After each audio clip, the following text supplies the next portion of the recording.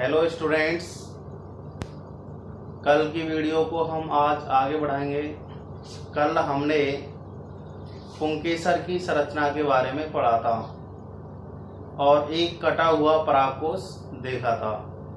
तो आज हम इस वीडियो में परागकोश का परिवर्धन पढ़ेंगे, परागकोश का डेवलपमेंट। तो स्टार्ट करते हैं।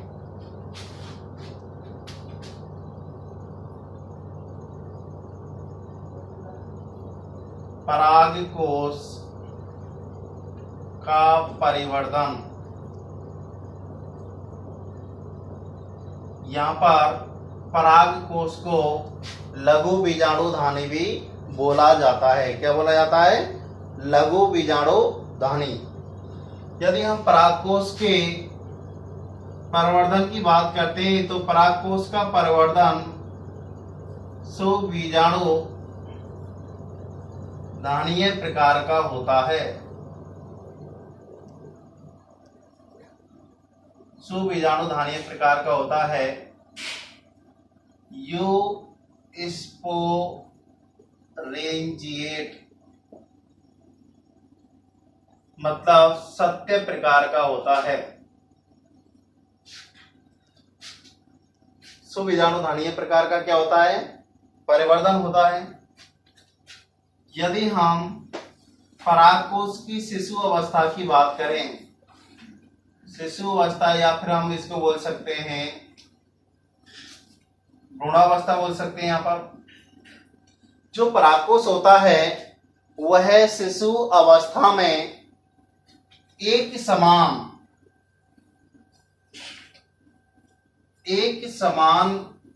या फिर समांगी कोशिकाओं का समूह होता है। क्या होता है? एक समान कोशिकाओं से बना होता है, या फिर हम बोल सकते हैं एक जैसी कोशिकाओं से बना होता है। शिशु अवस्था में परागकोश एक समान कोशिकाओं से निर्मित होता है और उन कोशिकाओं को हम कहते हैं प्रपशु कोशिका। क्या कहा जाता है? प्रपशु सेल, या फिर इसको कह सकते हैं हम आर्कीस्पोरियल।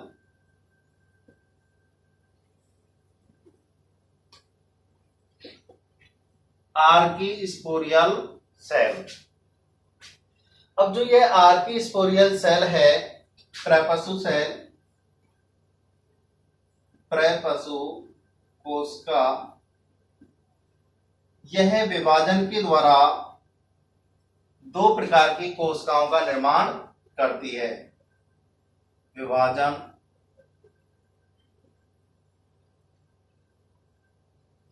नंबर 1 है प्राथमिक वित्तीय कोशिका, प्राइमरी पैराइटल सेल, और नंबर 2 पर है प्राथमिक बीजाणु सेल। जो प्राथमिक वित्तीय कोशिका होती है यह परागकोश की भित्तियों का निर्माण करती है। किसका निर्माण करती है? परागकोश भित्तियों का निर्माण करती है। Anther wall.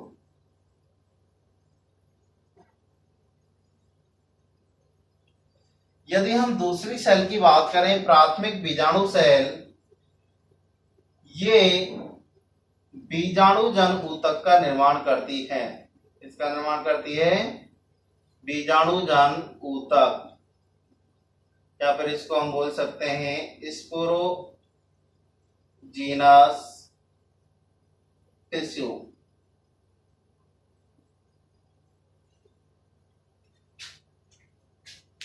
एक और बार देखते हैं हम। परागकोश का परिवर्धन सुबीजाणुधानीय प्रकार का होता है। यूस्पोरेंजिएट प्रकार का होता है, मतलब सत्य प्रकार का होता है। परागकोश शिशु अवस्था में एक समान या फिर एक जैसी या फिर समांगी कोशिकाओं का समूह होता है। उन कोशिकाओं को प्रपशु कोशिका या प्रपशु सेल या फिर आर्कीस्पोरियल सेल कहा जाता है। अब जो ये आर्की स्पोरियल सेल है ये विभाजन करती है और विभाजन के द्वारा दो प्रकार की कोशिकाओं का निर्माण करती है। पहली सेल है प्राथमिक वित्तीय कोशिका प्राइमरी पैराइटल सेल, दूसरी है प्राथमिक बीजाणु सेल प्राइमरी स्पोरो सेल। जो प्राथमिक वित्तीय कोशिका है यह विभाजन के द्वारा परागकोश भित्तियों का निर्माण करती है, एंथर वॉल का निर्माण करती है। जो दूसरी सेल है वह है प्राथमिक बीजाणु सेल, यह बीजाणु जन ऊतक मतलब स्पोरोजीनस टिश्यू का निर्माण करती है। तो हमें परागकोश के प्रवर्धन में सबसे पहले परागकोश की भित्ति को पढ़ना होगा, फिर उसके बाद बीजाणु जन ऊतक को पढ़ना होगा। ठीक है, तो सबसे पहले हम क्या पढ़ेंगे, परागकोश भित्ति।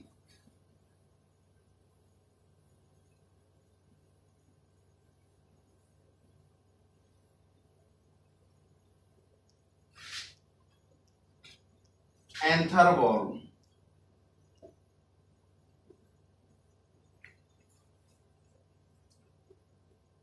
परागकोश भित्ति। यदि हम परागकोश भित्ति की बात करते हैं तो एक परिपक्व परागकोश में परिपक्व परागकोश की जो भित्ति है वह 4 परतों में बटी रहती है। कितनी परतों में, 4 परतों में बटी रहती है।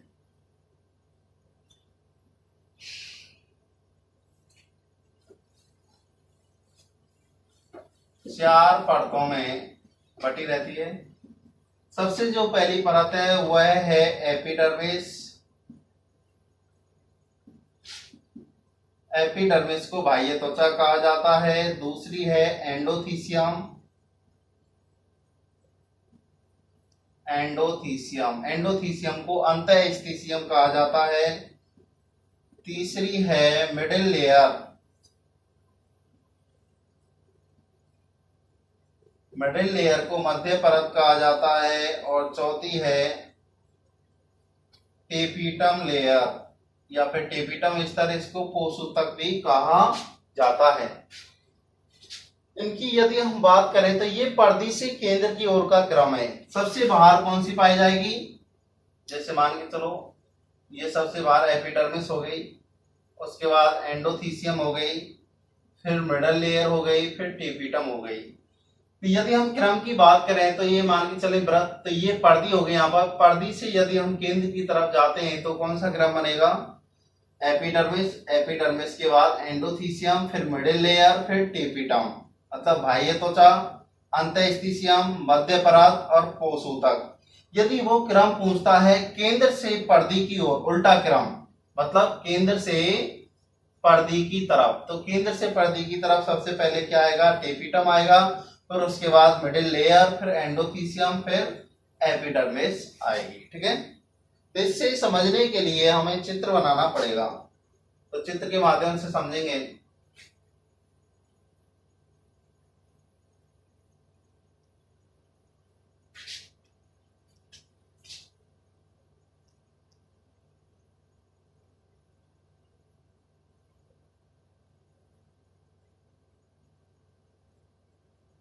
जैसे ये यहाँ पर कौन है, परागकोश।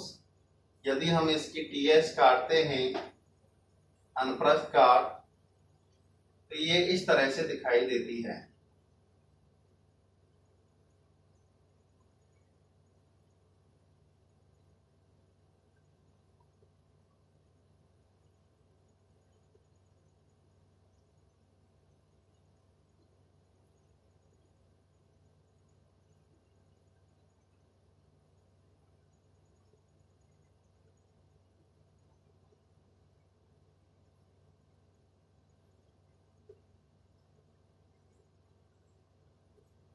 यहाँ पर कौन हो जाएगा, योजी हो जाएगा। ये दो पोस्ट हो गए, ये कौन हो जाएंगे, यहाँ पर परागधानी हो जाएंगी। ठीक है, ये हो जाएगा हमारा योजी। कौन हो जाएगा, योजी। ये हमारी हो जाएगी पहली परत एपिडर्मिस, ये दूसरी हो जाएगी एंडोथीसियम, ये तीसरी हो जाएगी मिडिल लेयर, ये चौथी हो जाएगी यहाँ पर टेपिटम स्तर। ठीक है, अब हम यहाँ पर किसी एक पार्ट को ले लेते हैं चारों में से। इसको ले लो, या फिर इसको ले लो, या फिर यहां से ले सकते हैं, कोई भी एक ले सकते हैं। जैसे मान चलो हमने ये ले लिया, तो सबसे पहले हम यहाँ पर इसको बनाएंगे, ये जो टेपिटम है नंबर 4, ये वाली।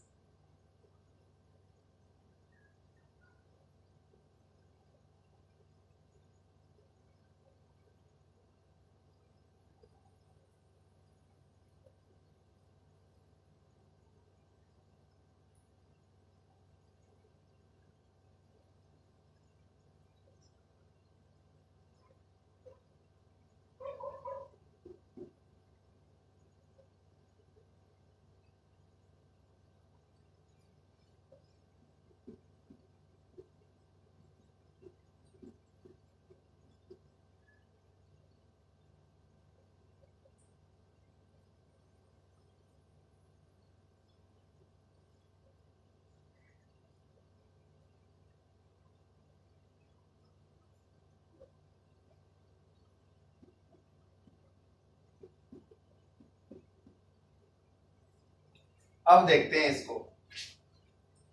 ये तो है सबसे भारी परत नंबर 1। नंबर 1 पर कौन है? एपिडर्मिस। और एपिडर्मिस को क्या कहा जाता है? बाह्य त्वचा। फिर उसके बाद नंबर 2 पर है, ये नंबर 2 वाली है कंप्लीट, एंडोथीसियम।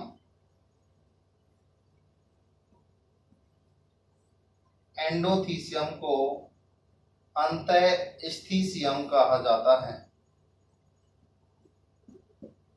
नंबर 3 पर यह है यहाँ पर मिडिल लेयर। मिडिल लेयर मध्य परत। और नंबर 4 पर हो जाएगी ये टेपिटम। टेपिटम को पोषूतक भी कहा जाता है।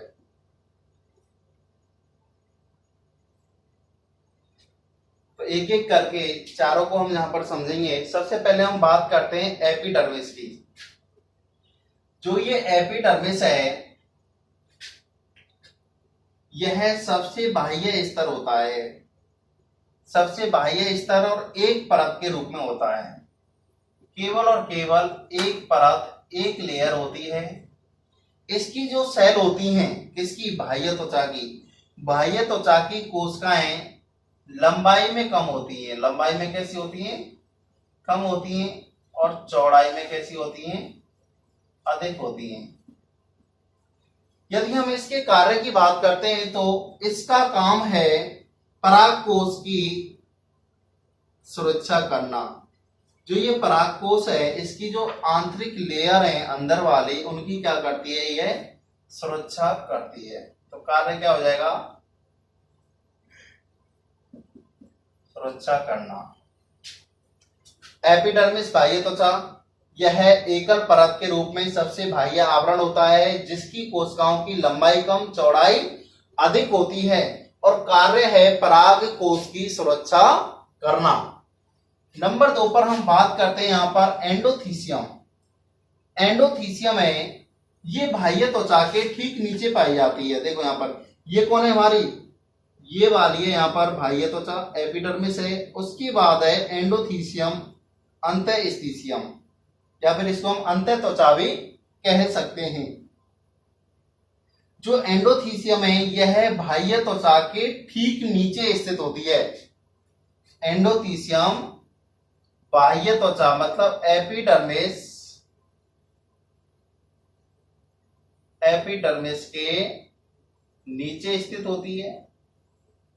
यदि हम इसकी कोशिकाओं की बात करते हैं तो इसकी कोशिकाएं लंबी और मोटी होती हैं। कैसी होती हैं? लंबी और मोटी होती हैं। जो एंडोथीसियम है यह एपिडर्मिस के ठीक नीचे स्थित होती है, जिसकी सेल लंबी और मोटी होती हैं। ये यहां पर इंपॉर्टेंट है। एंडोथीसियम है ये वेरी मोस्ट।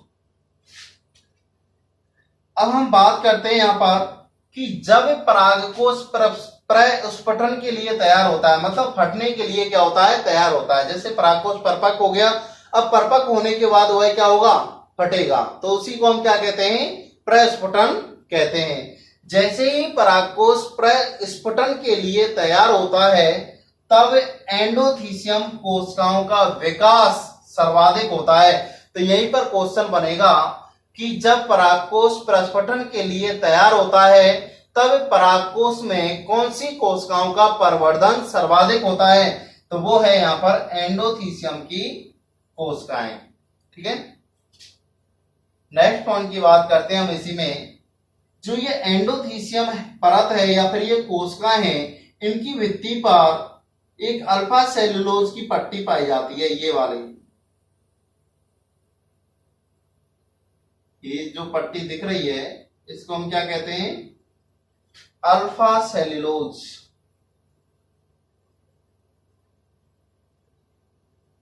अल्फा सेलुलोज पट्टी एंडोथीसियम की जो कोशिकाएं हैं उनकी स्पर्श रेखीय भित्तियों पर क्या पाई जाती है? अल्फा सेलुलोज नामक एक पट्टी पाई जाती है। यह एंडोथीसियम कोशिकाओं का या फिर एंडोथीसियम परत का एक विशेष लक्षण है। कैसा लक्षण है? एक विशेष लक्षण है। तो यहीं पर क्वेश्चन बनेगा इस पॉइंट में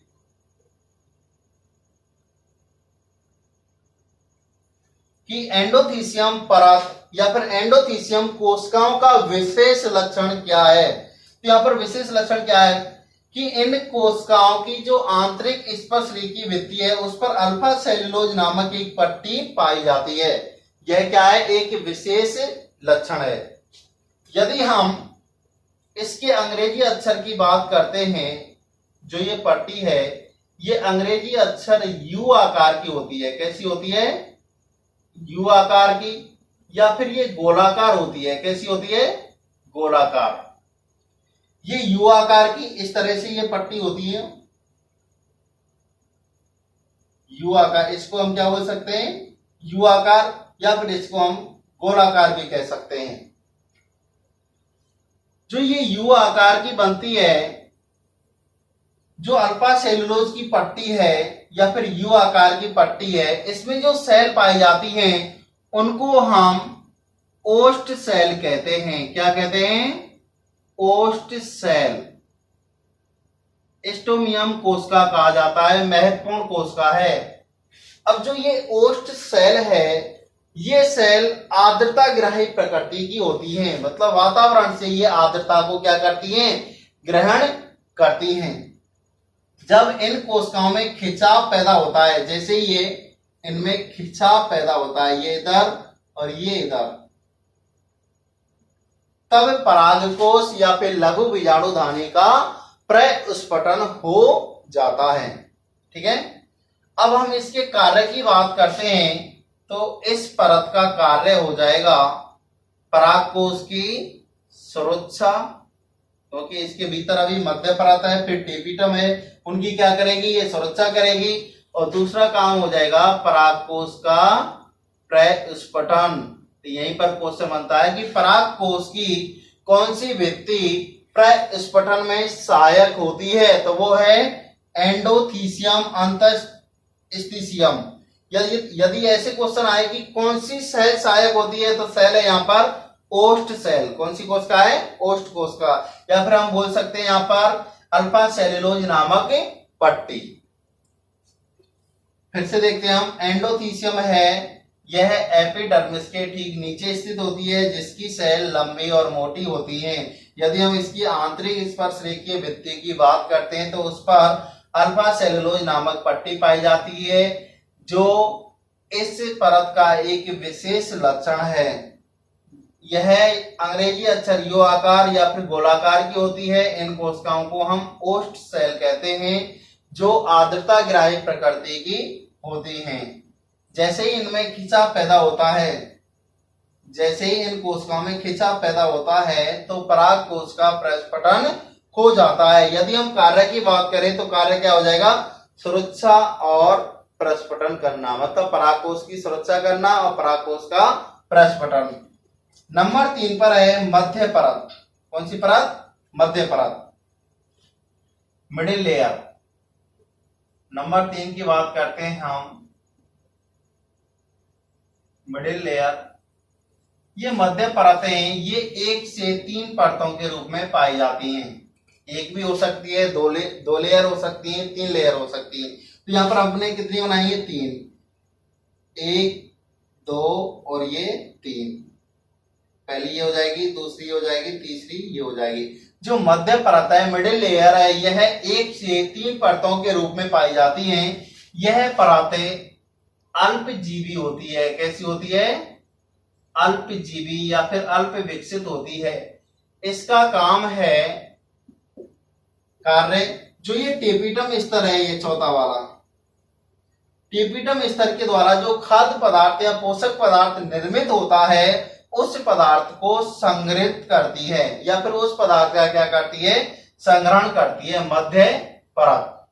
अब यहाँ पर एक बात यह है, ये पहली हो गई कौन? एपिडर्मिस। उसके बाद एंडोथीसियम, मतलब ये बाह्य त्वचा, और ये अंत्य त्वचा। फिर उसके बाद मध्य परत। मध्य परत को किस में होना चाहिए था? बीच में। लेकिन जो ये मध्य परत है, ये क्या है? अल्पजीवी होती है और ये नष्ट हो जाती है।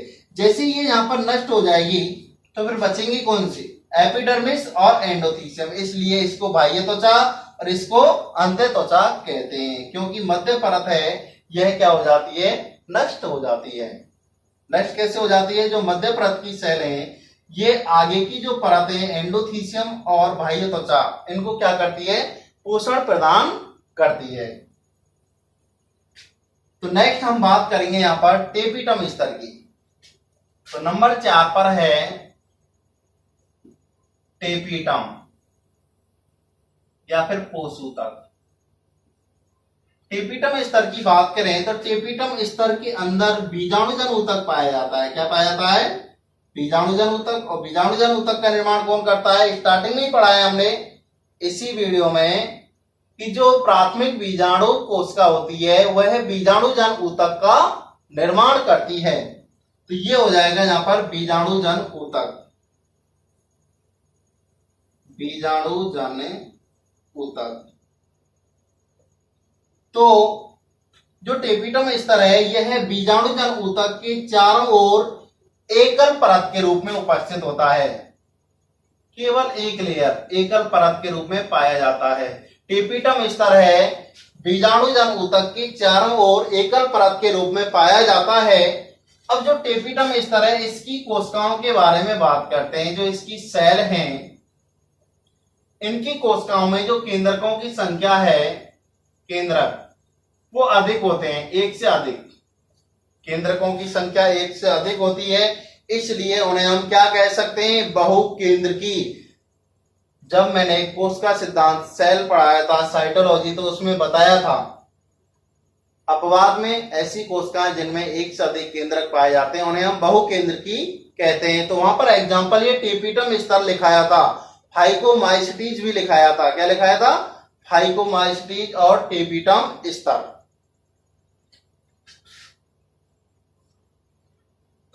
टेपिटम स्तर की कोशिकाओं में केंद्रक 1 से जब अधिक होते हैं तो ये क्या कहलाती हैं? बहुकेंद्रकी। यदि हम इनके कोशिका द्रव्य की बात करते हैं तो जो इनका कोशिका द्रव्य है वह कैसा होता है? सघन होता है, गाढ़ा होता है। कैसा होता है? सघन। यदि हम डीएनए की मात्रा की बात करते हैं, डीएनए डीऑक्सीराइबोन्यूक्लिक एसिड, तो डीएनए की मात्रा भी कैसी होती है? आधे के होती है। तो ये टेपिटम स्तर हो गया। अब हम टेपिटम स्तर के प्रकार की बात करते हैं। संरचना और कार्यशैली और आकृति के आधार पर टेपिटम स्तर है वह दो प्रकार का होता है। कितने प्रकार का होता है? दो प्रकार का। इसको हम आगे पढ़ेंगे। फिर से देखते हैं हम परागकोश का परिवर्धन। तो परागकोश के परिवर्धन की यदि हम बात करते हैं तो परागकोश का परिवर्धन है वह सुबीजाणुधानीय प्रकार का होता है। कैसा होता है? सुबीजाणुधानीय प्रकार का होता है, यूस्पोरेंजिएट प्रकार का होता है। शिशु अवस्था में परागकोश एक समान या फिर एक जैसी कोशिकाओं का समूह होता है। उन्हीं कोशिकाओं को हम कहते हैं प्रेपसु सेल या फिर आर्कीस्पोरियल सेल। अब जो ये सेल है ये विभाजन के द्वारा दो प्रकार की कोशिका बनाती है। नंबर 1 पर है प्राथमिक भित्ति सेल, नंबर 2 पर है प्राथमिक बीजाणु सेल।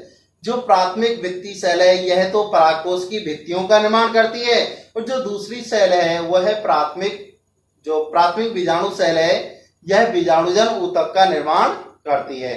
तो सबसे पहले हम यहाँ पर क्या पढ़ेंगे? परागकोश भित्ति, उसके बाद बीजाणुजन ऊतक। तो परागकोश भित्ति की बात करें हम, एक परिपक्व परागकोश की परागकोश भित्ति 4 परतों में विभेदित रहती हैं। 4 परत कौन कौन सी हैं? नंबर 1 होती है हमारी एपिडर्मिस, ये वाली।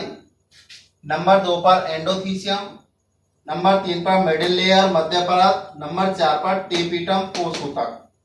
तो एक एक के बारे में देखते हैं। यहाँ पर जो एपिडर्मिस है ये परागकोश का सबसे बाह्य आवरण है, इसको हम बाह्य त्वचा भी कहते हैं, और एकल परत के रूप में यह पाई जाती है। केवल एक ही लेयर होती है जिसकी कोशिकाओं की लंबाई कम, चौड़ाई अधिक होती है। कार्य की बात करें तो कार्य इसका परागकोश की सुरक्षा करना होता है। नंबर 2 पर बात करते हैं एंडोथीसियम अंतःस्थिसियम। यह जो परत होती है एपिडर्मिस के ठीक नीचे, ये एपिडर्मिस और एपिडर्मिस के ठीक नीचे एंडोथीसियम परत होती है। अब जो एंडोथीसियम परत है इसकी कोशिकाएं लंबी और मोटी होती हैं। जब परागकोश प्रस्फुटन के लिए फटने के लिए तैयार होता है उस टाइम पर एंडोथीसियम कोशिकाओं का विकास सर्वाधिक होता है। नेक्स्ट पॉइंट में हम बात करते हैं जो एंडोथीसियम है इसकी जो सेलें हैं ये वाली, तो इनकी आंतरिक स्पर्श रेखीय भित्ति पर अल्फा सेलुलोज नामक पट्टी पाई जाती है। यह एंडोथीसियम कोशिकाओं का एक विशेष लक्षण है। जो ये पट्टी है ये यू आकार की या गोलाकार की होती है। इसमें जो सेल पाई जाती हैं उन्हें हम ओस्ट सेल कहते हैं। अब जो ये ओस्ट सेल हैं ये आर्द्रता ग्राही प्रकृति की होती हैं, वातावरण से आर्द्रता को क्या करती हैं?